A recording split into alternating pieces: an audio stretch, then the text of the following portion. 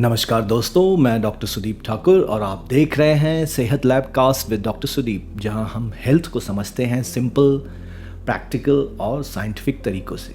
आज का एपिसोड बहुत ही इम्पॉर्टेंट है, खासकर टीनेज लड़कियों के लिए और रिप्रोडक्टिव एज ग्रुप की महिलाओं के लिए।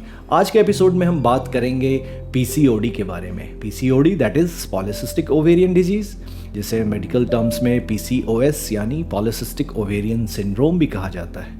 इस एपिसोड में हम कवर करेंगे कि पीसीओडी होता क्या है, इसके प्रमुख कारण क्या है, इसके साइन एंड सिम्टम्स के बारे में, डायग्नोसिस कैसे करते हैं पीसीओडी को, कंप्लीट पीसीओडी टेस्ट पैनल में कौन कौन से टेस्ट आते हैं, इसके ट्रीटमेंट ऑप्शंस क्या हैं और आखिर में प्रिकॉशंस हमें क्या लेने चाहिए।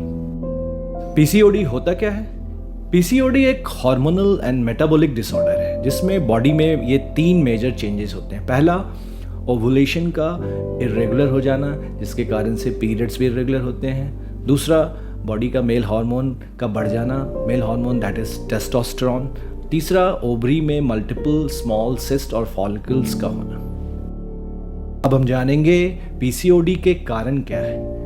पहला, इंसुलिन रेसिस्टेंस। इंसुलिन रेसिस्टेंस की वजह से बॉडी हमारी इंसुलिन का यूज सही से कर नहीं पाती है, इंसुलिन का लेवल बढ़ता जाता है, जिसके कारण से ओवरीज हमारी ज़्यादा अमाउंट में टेस्टोस्टेरोन यानी मेल हार्मोन प्रोड्यूस करती है और हमारी ओवुलेशन इरेगुलर हो जाती है, जिसकी वजह से पीरियड्स भी इरेगुलर होते हैं। दूसरा, हार्मोनल इम्बैलेंस। ब्रेन और ओवरी के बीच जो कोऑर्डिनेशन होता है वो डिस्टर्ब हो जाता है, जिसके वजह से ओवरीज ज़्यादा अमाउंट में एलएच हार्मोन होता है दैट इज़ ल्यूटिनाइजिंग हार्मोन, उसका सिक्रीशन ज़्यादा करती है, जो कि फर्दर हमारे ओवुलेशन को इरेगुलर कर देती। तीसरा, जेनेटिक कारणों की वजह से भी पीसीओडी आपको हो सकता है। अगर आपकी मदर या सिस्टर में पीसीओडी रहा है तो ये आपको भी हो सकता है। फोर्थ रीजन है लाइफस्टाइल चेंजेस। आज के मॉडर्न लाइफ में stress is a very important cause for PCOD.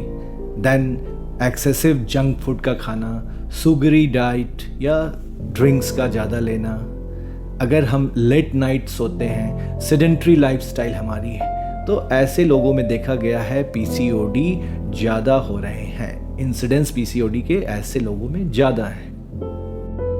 अब हम जानेंगे पीसीओडी के कॉमन साइन एंड सिम्टम्स क्या हैं। तो सबसे पहले, इरेगुलर मेंस्ट्रुअल पीरियड का होना। कभी कभी पीरियड 35 to 40 डेज के बाद हो रहा है, कभी 2 से 3 महीने का गैप हो जा रहा है और पीरियड हो ही नहीं रहा है, कभी हेवी ब्लीडिंग, कभी बिल्कुल हल्की सी ब्लीडिंग होना। ये सारे पीसीओडी के साइन सिम्टम्स हैं। दूसरा, जो बॉडी में एक्सेस टेस्टोस्टेरोन रिलीज हो रहा है वो क्या करता है? फेशियल हेयर दैट इज हर्सुटिज्म भी कहते हैं मेडिकल टर्म में। एक्नी यानी मुहासे का होना, थिन हेयर, ये सारे एक्सेस टेस्टोस्टेरोन के कारण होते हैं। Weight gain, specially abdominal area में फैट का ज़्यादा होना, गले के पीछे वाले भाग का काला होना, पिगमेंटेशन, ये भी पीसीओडी के ही सिम्टम्स हैं। इसके बाद डिफ़िकल्टी इन प्रेगनेंसी या कंसीव करने में दिक्कत का आना, क्योंकि ओवुलेशन जब रेगुलर होगा ही नहीं तो कंसीव कैसे करेंगी महिलाएं। तो ये सारे लक्षण जो हैं पीसीओडी के। अब हम जानेंगे डायग्नोसिस कैसे करते हैं पीसीओडी की। तो उसके लिए एक क्राइटेरिया होता है, रॉटरडम क्राइटेरिया। इसमें मैं 3 चीज़ों के बारे में बताऊंगा। इन 3 में कम से कम 2 चीज़ें अगर हैं आपको तो ये पीसीओडी होने का साइन है, आपको अपने डॉक्टर से मिलना ही पड़ेगा। पहला क्राइटेरिया क्या है? इरेगुलर ओवुलेशन और इरेगुलर पीरियड का होना। दूसरा, या हाई टेस्टोस्टेरोन की वजह से जो हमने अभी बताए साइंस, आपको फेशियल हेयर, एक्नी का होना, हेयर थिनिंग, या टेस्टिंग के दौरान ब्लड में टेस्टोस्टेरोन का लेवल ज़्यादा मिले। और तीसरा, अल्ट्रासाउंड के दौरान अगर ओवरी में मल्टीपल स्मॉल सिस्ट या फॉलिकल दिखते हैं। तो ये 3 जो क्राइटेरिया हैं, इसमें से कम 2 क्राइटेरिया अगर हैं तो ये पीसीओडी के फेवर में जाएगा। अब हम जानेंगे पीसीओडी पैनल में कौन कौन से टेस्ट आते हैं। ब्लड टेस्ट सैंपल देने से पहले 2 बातों का ख्याल रखें। अपना ब्लड सैंपल हमेशा 2nd डे ऑफ पीरियड से लेके 5th डे ऑफ पीरियड के बीच में ही दें और प्रेफरेबली फास्टिंग सैंपल दें। कौन कौन से ब्लड टेस्ट कराने होते हैं पीसीओडी में? पहला, LH that is luteinizing hormone. दूसरा FSH that is follicle stimulating hormone and LH-FSH ratio. PCOD में LH का लेवल माइल्डली इंक्रीज रहता है और LH-FSH ratio is more than 2। Next hormone is testosterone.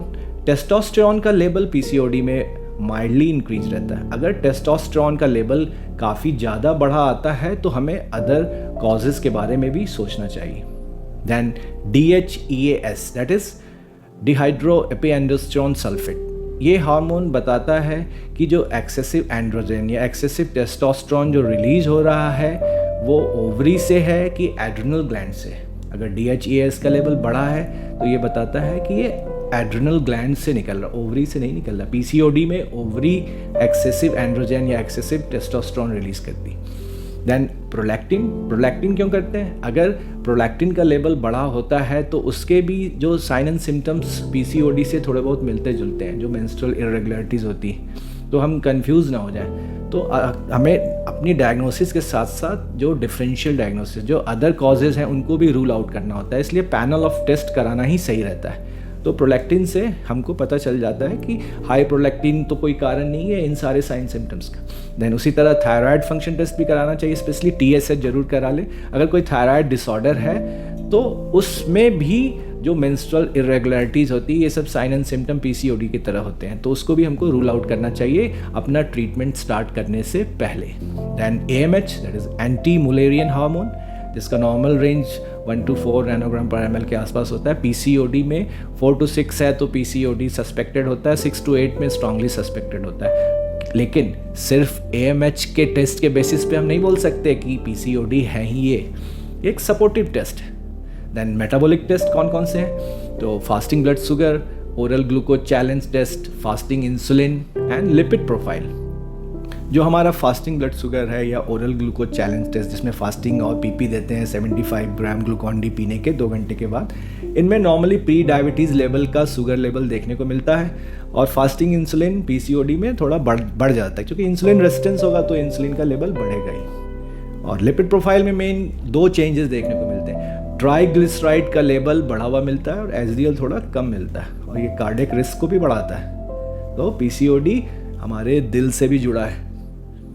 Blood test के अलावा एक और टेस्ट है जिसका PCOD के डायग्नोसिस में काफ़ी इम्पोर्टेंस है, दैट इज़ अल्ट्रासाउंड। अल्ट्रासाउंड में कुछ टिपिकल फाइंडिंग्स होती है PCOD की, जैसे कि मोर देन 12 फॉलिकल्स का होना एक ओवरी में, या ओवरी का वॉल्यूम मोर देन 10 cc होना।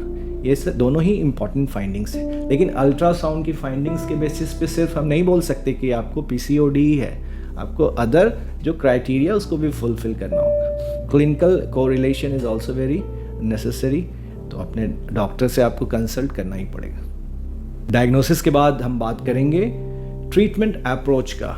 PCOD के ट्रीटमेंट में सबसे पहला है lifestyle modification. Lifestyle modification is the foundation of PCOD management. तो इसमें क्या करना होगा? सबसे पहले हमें exercise, daily exercise at least 30 to 45 minute का समय हमको एक्सरसाइज के लिए देना होगा। 5 to 10% weight reduction target set करने होंगे। खाने की हैबिट में क्या ध्यान देना होगा? हमें खाने में लो ग्लाइसेमिक इंडेक्स वाले खाने खाने, शुगर की मात्रा कम करनी है। प्रोटीन को बढ़ाना है, खाने में ज़्यादा से ज़्यादा प्रोटीन लें। फाइबर डाइट भी बढ़ाएं। उसके बाद हमें क्या करना होगा?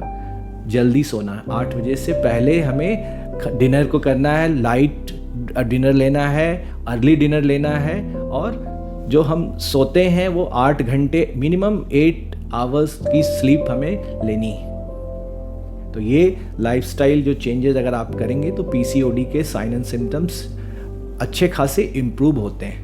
और अगर आप में साइन एंड सिम्टम नहीं भी हैं तो ये प्रिकॉशन अगर हम लेते हैं तो आने वाले टाइम में PCOD का रिस्क कम होता है।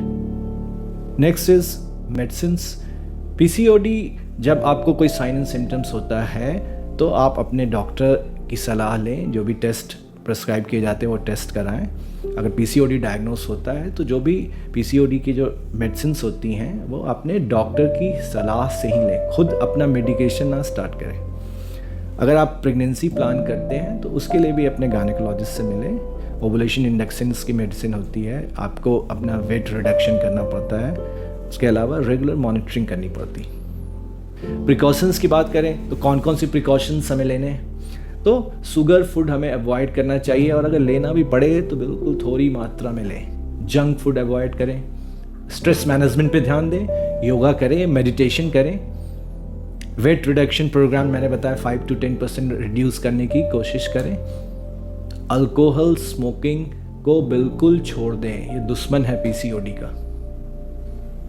इसके अलावा रेगुलर मॉनिटरिंग करते रहें, अपने डॉक्टर से मिलते रहें। पीसीओडी के पेशेंट को फ्यूचर में क्या क्या रिस्क हो सकते हैं, कार्डियक रिस्क के बारे में मैंने बताया था। उसके अलावा डायबिटीज़ हो सकता है, हाई ब्लड प्रेशर हो सकता है, इंडोमेट्रियल हाइपरप्लेशिया, बच्चेदानी की जो इनर लाइनिंग होती है इंडोमेट्रियम, उसका हाइपरप्लेशिया हो सकता है। इसीलिए अर्ली डायग्नोसिस और अर्ली कंट्रोल जरूरी है। पीसीओडी डेंजरस नहीं है, मगर इसे इग्नोर करना डेंजरस हो सकता है। यह एक लाइफ लॉन्ग मैनेजेबल कंडीशन है। Discipline plus lifestyle plus medical guidance is equal to healthy life. Hormones disturb जरूर हो सकते हैं, मगर बैलेंस भी हो सकते हैं। मैं डॉक्टर सुदीप, आप देख रहे हैं सेहत लैबकास्ट विद डॉक्टर सुदीप। आज का एपिसोड अगर आपको पसंद आया हो तो इसे जरूर शेयर करें, स्पेशली उन गर्ल्स के साथ जो पीसीओडी के सिम्टम्स के साथ साइलेंटली स्ट्रगल कर रही हैं। जानकार बने, प्रोएक्टिव रहें, क्योंकि सेहत ही असली दौलत है। इंटरनेशनल वुमेन्स डे के अवसर पे सभी को शुभकामनाएं। स्वस्थ रहें, जागरूक रहें। धन्यवाद।